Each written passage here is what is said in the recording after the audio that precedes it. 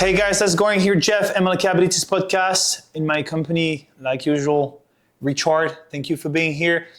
So, in this episode, we're going to talk about the youngest one, right? The one that is the next generation that needs strong people of our generation to raise them the proper way to make sure that, first of all, they remain safe and they are capable to take good decisions when it's very needed, which can be anytime, anywhere nowadays, depending on what you do, right? I'm sure we had good mentors, good parents. If not, that's fine. At some point, you find a good coach. You got to find good friends. Surround yourself with the right people, and you're going to become a better person. And whatever is the deck card you have in front of you when you just come into this life, you can still play the right card to get a better one, and so on, and become the best version of yourself. So today we'll talk about youth, and I'm going to let you introduce it about how we can make a better next generation. Better next generation. You know, I had the privilege of coaching. I have two sons, and they played lacrosse. Okay. And I stuck with my boys from coaching with them from when they were very young to just before the major adult stuff. And I realized through coaching and taking proper training that children develop at certain levels. So we had an instant that we had a Hall of Fame player come in and everyone's going, oh, wow, he's going to coach the kids and they're going to be so advanced. And he couldn't dumb it down. And I don't want to use that word, but he couldn't simplify it. He had all these great plays, and they had to learn at the level that their learning ability was at that age. We were able to actually pull off the first provincial win in our city's history, and we won several golds since then in a team. So we were able to develop teams, but I was able to take the kids at the level that they were at. As you should, right? Yeah, absolutely. You cannot expect anything when you don't know them, right? Or ask them to do something they even don't know they're capable of, right? And parents quite often thought winning was the most important thing. Yeah, I know. Oh, man. What is important about sports? Well, it's, okay, how to learn how to lose, how to work as a team, also how to learn how to win. You know, and when you're playing, you got to play to win instead of not to lose. That is really crazy concept. Yes. Because, I'm playing not to lose. Well, all I'm doing is trying not to lose instead of thinking for the future and trying to win. Yes. And I can very well relate on this one by experience. So when I used to play with the national team, we competed at the World Championship in Austin, Texas. Okay. It was a dream for us, right? To go over there in the US, like in Texas, right? Like the country of football, right?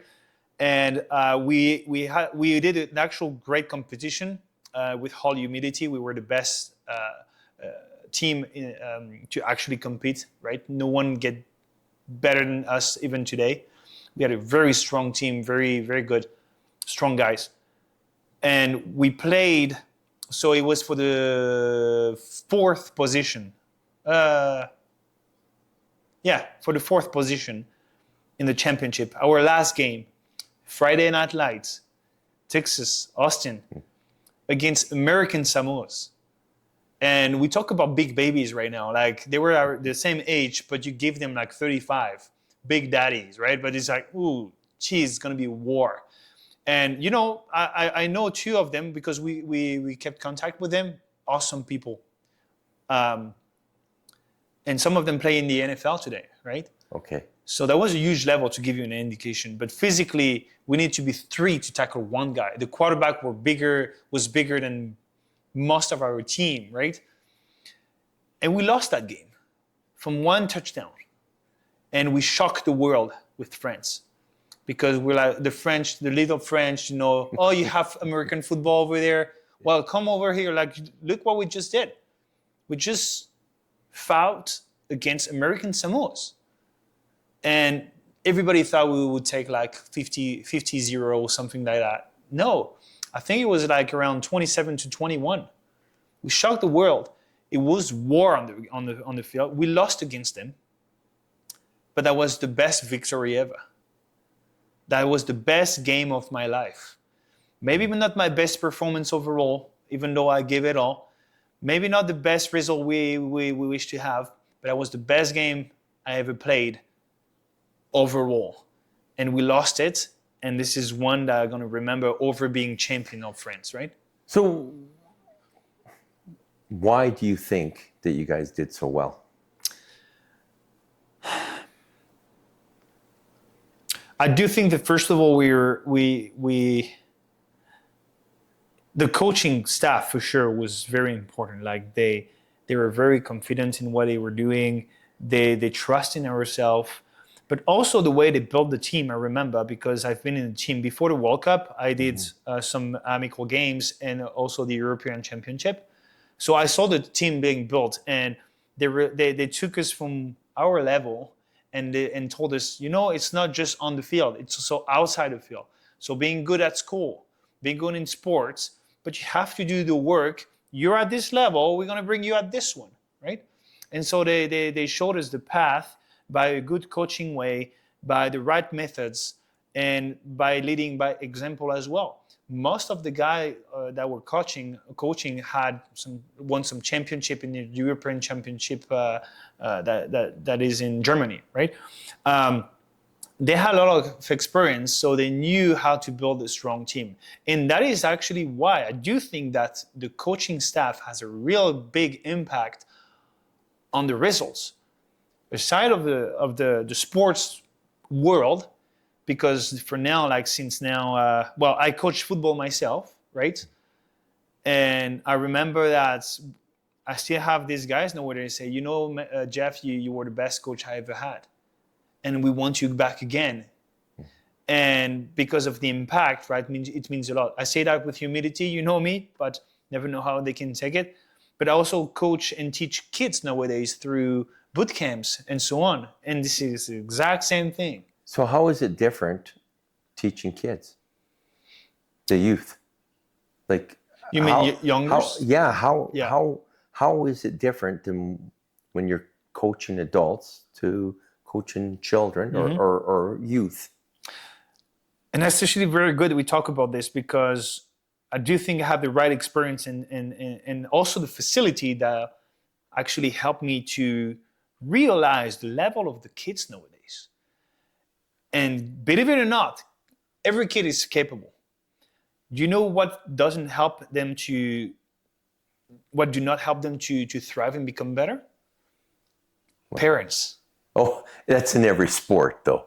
I mean, parents are the worst thing for sports. Don't get me wrong. Maybe it was already the case before, but you should see now. Mm-hmm. So by seeing kids, and we talk about kids that are usually 5 years old minimum, in our War Initiative program, which is for kids from 8 to 16. Mm-hmm. So first of all, in that program, they start where they are at, and we give them responsibilities depending on the result they give back when they follow a workshop, or we go to a hike, or we do some fitness, right? We test them before. We see what they're capable of and what are the values they have and master. And for example, usually when they arrive around 14 to 16, they start to become leaders. They come and help us to lead the youngest. They create connection between each other. They have more responsibilities, and they learn by themselves because we allow them to do so. We don't tell these guys, say, no, don't say anything. No, you don't have responsibilities. You're not meant for that. We are here for that. Stay in your position. So yes, there is a time for that. But when it's time for them to express something like leadership, go ahead, buddy. I won't stop you here. I prefer you to make a mistake here, because in the society tomorrow, when you're going to be by yourself, you won't have any space. At least, you will still have space for mistakes, but it won't be accepted the same way, which means it can impact you for the future. The other thing with the kids, though, just to finish that, the obstacle course. I see kids going through the obstacle course from the age of 5 years old. And I tell the kids, and I tell the parents, let them do it. Let them climb the thing, fall, cry, see that there is nothing happening, do it again, succeed, smile, being so proud, and doing it again even way better. And I see a lot of parents and go, let me put my leg here so you can climb on it. No, let them fall. And when they fall on the ground, let them fall on the ground and realize that that's fine. And two things, no one's going to save you. Because if we overprotect kids, I do think that at some point it creates humans being that thing that someone's going to come and help and save me. But it's also okay that we fail. It is more than okay to fail. Absolutely. And so if parents are overprotective, that's teaching them it's not okay to fail. But now when you played sports or anything else that you did in life, when you did not succeed, did you not learn more? Yeah, I mean, you learn a lot through defeat. Don't get me wrong, I love winning. Everybody loves, of course. Everybody loves winning, right? Having said that, it's energy. You cannot receive all the time without giving to someone else, right? This is a law that exists in anything. You cannot win if you never experience losing, right? And why is it so hard for some prestige or very good athletes? Why is it so hard when they're very good in the beginning? They have a strike, right? A strike. I don't remember. Yeah. But consecutive wins. Yes. And they a winning streak. Yeah. And then they lose and they never come back anymore. Mm-hmm. Because if you never experience it, does it actually make you the best of the world? Don't get me wrong. There is some guys that are the best of the world. It is what it is, or they quit at the right moment. But we talked previously in another episode about resilience. Yes. And that's what you're building with the children is resilience. Yes, very important. Adapting, not succeeding, and becoming resilient. Mm-hmm. And that's even if sports is taught properly, we will teach them resilience. Yes. And that's what we really want out of sports. It's not about winning. It's about maybe excellence, maybe pushing yourself. Winning is a wicked, awesome byproduct. Yeah. I know you have a winning mindset. And again, what is winning? And what is winning? Is winning becoming a better version of yourself? Yeah, I do think so. Well, then, if we keep on trying, we're going to be winning all the time. It's also perception. Yeah. Coming back to the football game in the US against Samoas, for all the spectators, we lost. We lost, right?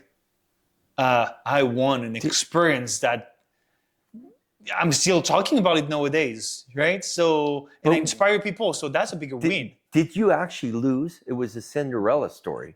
I mean, you guys were the underdogs, and you came to that point. Yeah. That's a win. That's a win. That's a win. Somehow this is a win. For some people, the perspective is we lost. That's it. Well, yeah, you look at the points we lost. You look at the war we gave. Man, these people were not on the field right now, because I can tell you what, like when you have like a 225 pounds big boy running at you and hitting you like every yard, because they had a very simple method to go and just go running when there was the strategy. But you should not give up at this time. You don't give up because you have resiliency and mental toughness. So we talked about before. Going back to Okanagan Warriors. So you mean the program? The program, yeah. It's called the Warrior Initiative. Okay. It's like the Scouts, but elevated. Okay. So what's your purpose for that? My purpose on this one is, it's not about money. It's not about success. It's not about, being recognized. It's about the big picture. It's about, we invest time, energy, and money into the next generation. Okay. And because the next generation needs us to navigate the world that is changing so quickly. I don't even talk about technology. So your vision is to have these people become resilient when they're youth. And how do you help them become resilient? Very simple. We didn't reinvent the wheel. What we did is we gather a bunch of kiddos with where they're from, who they are. We evaluate, first of all, with physical activities. And then we, for an example, for now in the process, first of all, we teach them basic survival. How to set up a tarp with the proper equipment and build a strategy to build it as a group. So they have to do it by themselves with learning knots and so on, but also it's going to serve the community. And we give them at everything we do, we tell them, you have the responsibility to work on yourself to become an asset and not a liability for your group. But we don't just tell them, we teach them how to, but we also test them. For an example, we for the last 3 sessions, we told them, like after teaching them how to set up a tarp, okay guys, you have 15 minutes to practice in 4 different groups. This is not a race, just build it. And you have those hands in the pocket, or like, and you have those like, okay, let's do this, that. Okay, you can do the knot here. Okay, I'm gonna do it here. And then we start to see who's better where, right? Or how can we improve their interest or understanding into providing for the community or for the group, right? Also, what we do is we certify them. So for an example, we tell them, guys, if you don't put work into what we asked you to do, not just for yourself, but for your group, what's going to happen when we're going to test you and see if you're able to do it by yourself to actually have your certification? Do you prefer to be with a group of strong people and say, hey, I'm part of this, guys, because I do the same thing as they do, so I rely on them because they rely on me, right? And vice versa. Or you prefer to be like, yeah, I'm outside of the group, you know, they can do it better. I don't feel part of the community. We want you part of it. That's the goal. When we certify them and not you, what we expect from them is to come over and help you to become the same as them. Not to say, hey, this guy is not capable. Let's put it. No, we don't do that. So from what I'm hearing from you is you're building teamwork. Teamwork. You're building confidence. Community for kids. You're building community. Something very important about this. Sorry I cut you again, but look at the school system. The school system is built with different grades, different classes. And every year they change the roster so they change people.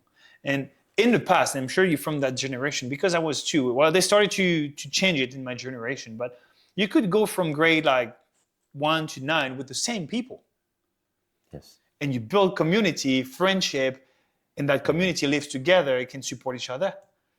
Now, this year I'm in that school, or I'm in that grade, but next year they're going to change the roster, and I'm separated from the people I used to learn, like I met the year before, and then you don't spend much time with them anymore because you're busy with other one.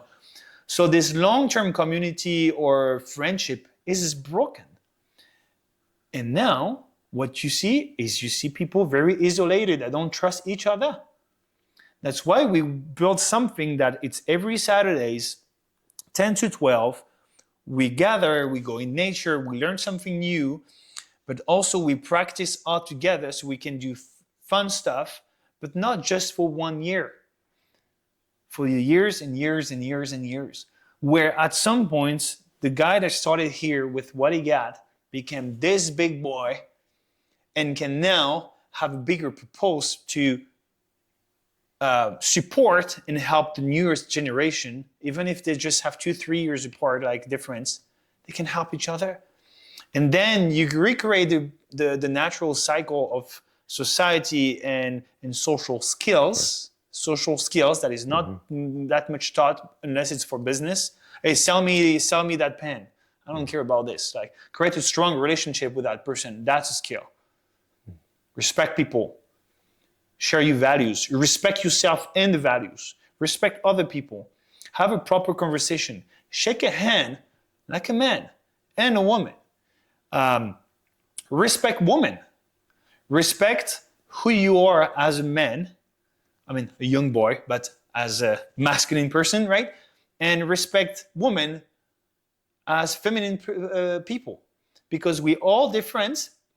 It doesn't mean we're not this. It doesn't mean we have to make war. We just complete each other, and we try to bring that back in the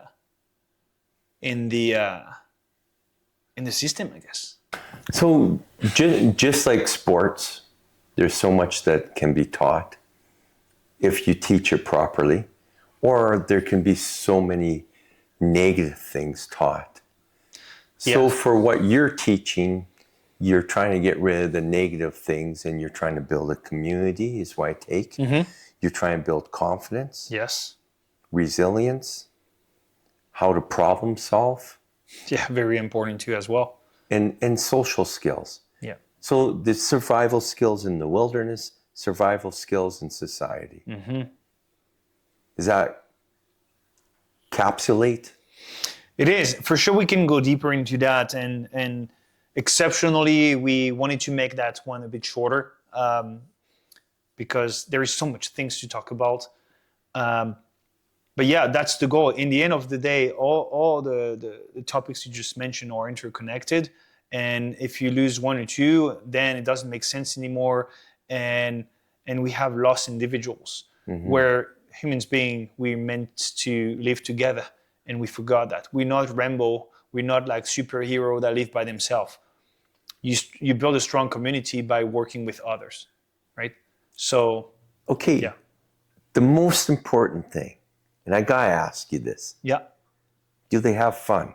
Oh, they have a lot of fun. I know it looks like harsh what I say, but we do obstacle course every month to work also on a team building aspect, communication. They have a lot of fun. You know, we started like the first session, we had to start, we cap it at 20, we had 10 kids and all of them came back, right? 100% came back. Yeah, it speaks volumes, right? Okay. Most of the time it's just a schedule with the parents, but now they understand that this is something the kids care about and want to come back, right? And that speaks volume by itself, right? Yes, we do hard stuff, but we are proud of them and we let them know. We're not just here to yell at them or say, this is not good, you didn't do well. No, you did great, buddy, good job, I'm proud of you. I shake your hand. And there is nothing more, I don't know you, but me when I was a kid, when the coach come to you and say, good job, buddy. Yeah. Right? I And we still do that. to this day, Yeah. when people show gratitude to me, I want to do way more. And when we do mistakes, Yeah. like mentors, I don't say coach, instructors in that one. We call each other mentors. When we make mistakes, we pay for the mistakes we did in front of them, because we show them that we're still human beings. That's okay sometimes to make mistakes. It's not okay to replicate the mistakes all the time, right? At some point you have to, right, come back on the right path, right? But we show them. So for an example, last time I forgot something. I did 10 push-ups in front of them and I let them count for me, because this is what we do when they do a mistake, right? So they understand that we are fair with them. We're here to help and not to suppress them. And lead by example. And leading by example is very important. Are you capable to show me what you try to teach me first? Absolutely. And two things. It's very good to learn. Some people learn very well. For example, you show me something, it's going to be easier for me to learn than reading how to. Show me how to. Okay, you can explain it to me, writing a book whatsoever. Maybe I will never understand until you show it. But if you explain it, at the same time you demonstrate it, and then you have a support with something to write down, best of the world. And if they do it, they learn even more. Yeah. There you go. So that's what we do. Very proud of that program. It's getting bigger and bigger. We have so much things going on and plan.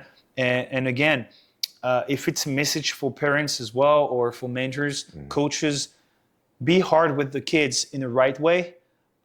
Lead by example, but please do not support them too much, because you're not helping them at all. This is my opinion, right? Yeah. But if you help them too much, it's not the right message we are sending them, right? So in the end of the day, something very important as well, to conclude it, yes, parents bring the kids to us. First of all, we tell them, good job, guys.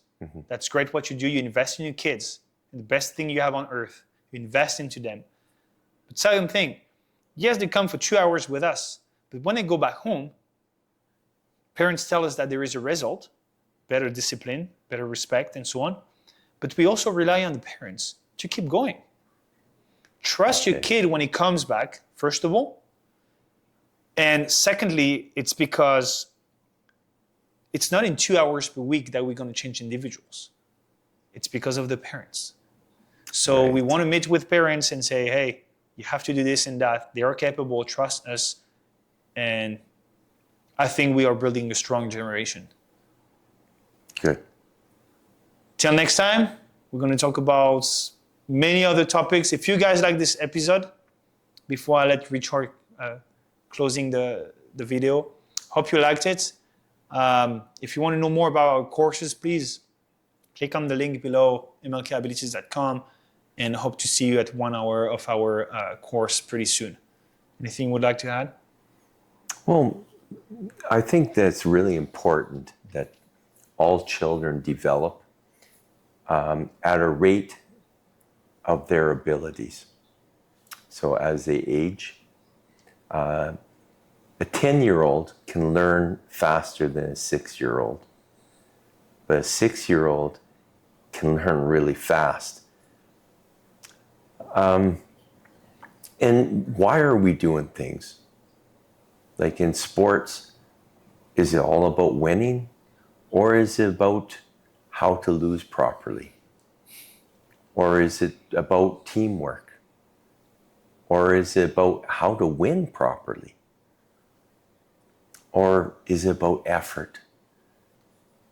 You know, so criticism, we gotta watch our criticism that we do to our children, and our support, and not be helicopter parents. Just let them fly on their own.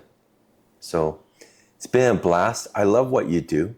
I love what's going to happen with kids, and that they have more opportunity with other things besides sports, because not everybody's meant for sports. No. And how sports have been developed now, I'm not really happy with how it's done. And I like that there is another option for parents to take their children. So till next time, dude, it's been a blast. Take care. Take care, guys. See you next time. And a thing I'd like to bring again is find out why you train, but don't underestimate the other thing that can impact you. And I'm going to take that example. Oh yeah, I bench like 225 10 times. Okay. Can you fight for 3 minutes when someone breaks in your house and try to kill you or anyone you love?